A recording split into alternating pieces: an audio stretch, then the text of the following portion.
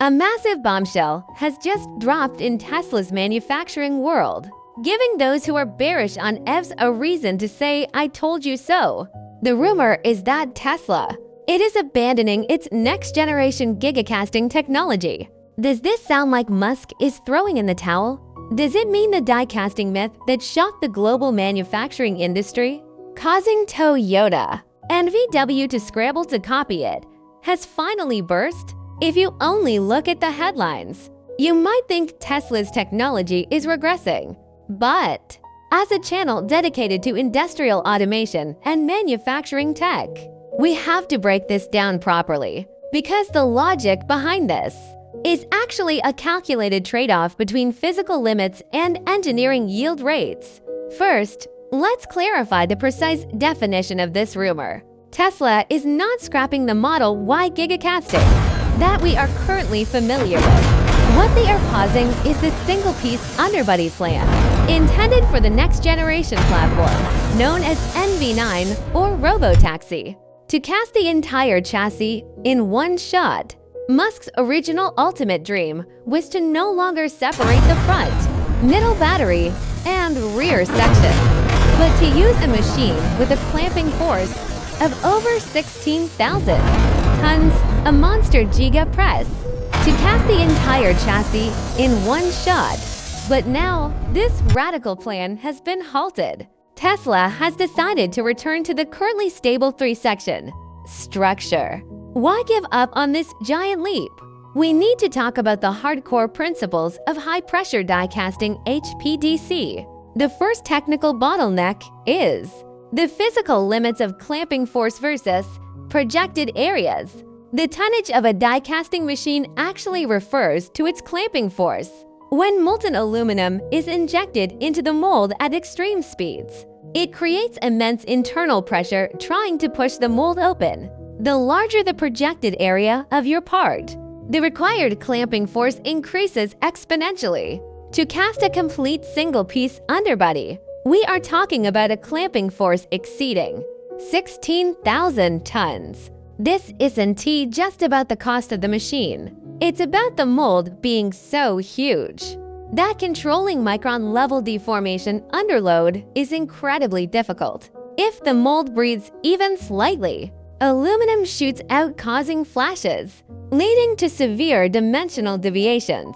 The second issue is a nightmare of fluid dynamics and thermodynamics. Die casting relies on filling the mold within an extremely short time, usually tens of milliseconds. If you try to cast the entire underbody as one piece, the flow path for the liquid aluminum becomes excessively long. The temperature of the aluminum alloy drops rapidly during flow. If the runner design is even slightly off, the aluminum at the far end will solidify before fusing, creating a defect known in castings as a cold shut. This directly results in zero structural integrity. Moreover, to ensure flowability, you must increase injection pressure and temperature, which in turn accelerates thermal fatigue of the mold, drastically shortening the mold's lifespan. The third key technical point is the contradiction between materials and heat treatment. The reason Tesla succeeded with the Model Y die casting is one of its core technologies, the development of a special heat treatment-free aluminum alloy. Traditional die-cast aluminum alloys required T6 or T7 heat treatment to gain strength, but this causes the castings to deform. Although Tesla's formula reduces deformation, please note that the laws of physics still apply. When a casting is as large as an entire car chassis, inconsistent shrinkage rates in areas of different thicknesses will generate huge internal residual stresses. This causes the fresh chassis to warp like a potato chip, making subsequent machining and assembly tolerances impossible to correct. Therefore, the three-section structure is actually the current engineering optimal solution. The front body handles crash energy absorption, the rear body provides rigid support, and the middle is connected by the structural battery pack.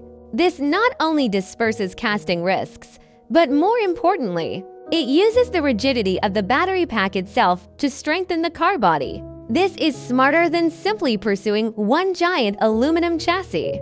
Furthermore, many people get confused, thinking that abandoning the full underbody castings means abandoning the latest unboxed process. Actually, these are two different things.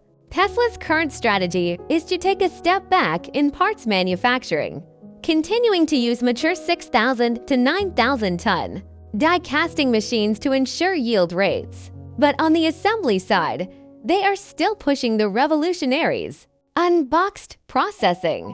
This means they breaking the sequencing limits of the traditional general assembly line, breaking the car into several modules to be assembled in parallel, and finally snapping them together like Lego, completely eliminating bottlenecks on the production line. So, in conclusion, this decision adjustment by Tesla is not a technical failure, but a maturation of engineering thinking.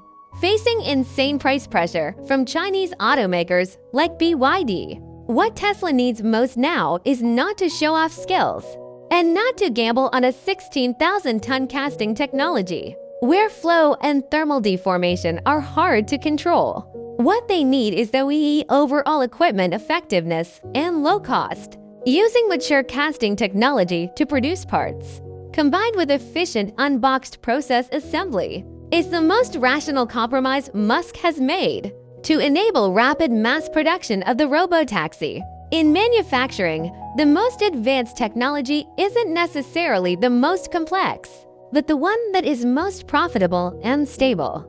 Alright, that's it for this analysis of Tesla's manufacturing process. See you in the next video.